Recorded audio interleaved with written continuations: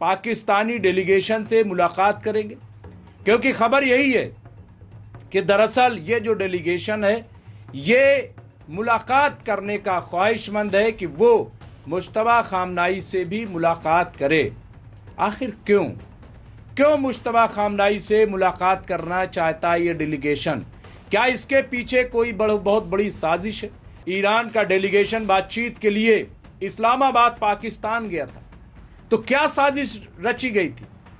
ये बाकायदा रिपोर्ट आई कि अगर बातचीत न बन पाए तो ये जो ईरानी डेलीगेशन है, जिसमें ईरान की पार्लियामेंट के स्पीकर कालिबॉफ मौजूद थे, जिसमें विदेश मंत्री ईरान के वजीर खारजा सैयद अब्बास इराक्ची मौजूद थे और कई एहलकार कि उनको मार दिया जाए।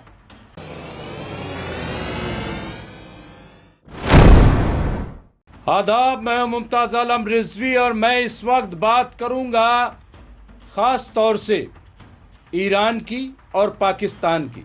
पाकिस्तान का एक डेलीगेशन जनरल आसिम मुनीर के हमरा ईरान में इस वक्त मौजूद है और मीटिंग कर रहा है।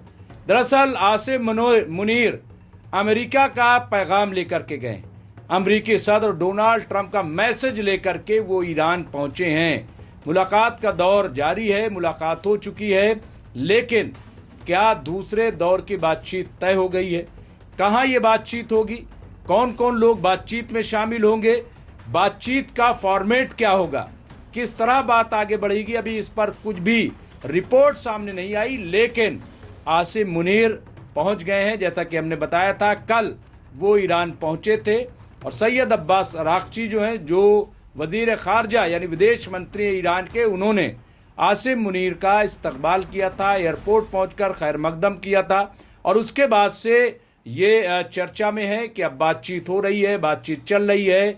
अब क्या पैगाम डोनाल्ड ट्रंप ने भेजा, जबकि कल ही साफ साफ ईरान ने पाकिस्तान को कह दिया था कि हम अपने अक़दार से, हम अपनी खुद मुख्तारी से समझौता नहीं करेंगे, हम अपना यूरेनियम इनरिचमेंट बंद नहीं करेंगे, साफ साफ कह दिया था। इसके बाद कोई बात करनी है तो कीजिए।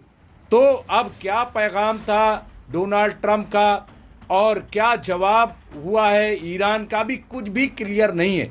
एक और जो बहुत इंपॉर्टेंट है और वो बात यह है कि क्या नए supreme leader of Iran ayatollah Syed Mushtaba खामनाई, क्या वो पाकिस्तानी डेलीगेशन से मुलाकात करेंगे?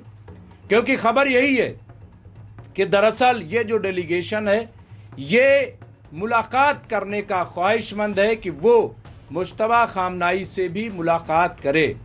आखिर क्यों मुश्तबा खामनाई से मुलाकात करना चाहता है ये डेलीगेशन?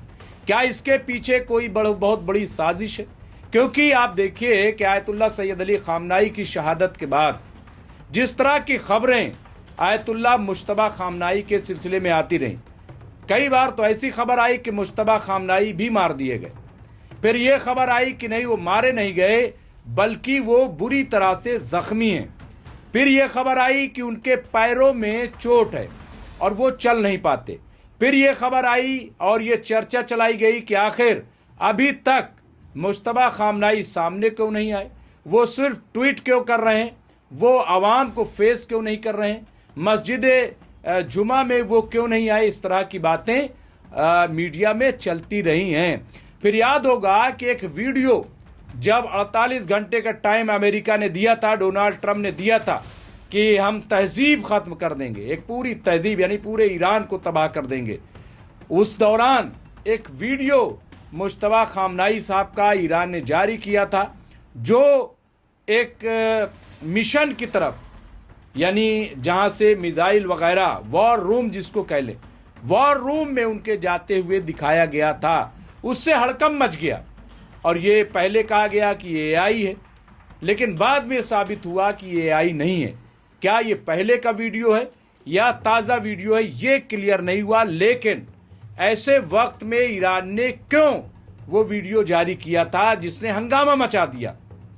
तो अब ये जो आसिम मुनीर हैं, जिनके बारे में मेरा ये कहना है कि दरअसल ये पाकिस्तान के नहीं, अमेरिका के कारिंदे, ये डोनाल्ड ट्रंप के एक तरीके के जासूस हैं, कुछ भी कह लीजिए, यानी जो डोनाल्ड ट्रंप कहेंगे वो ये करेंगे।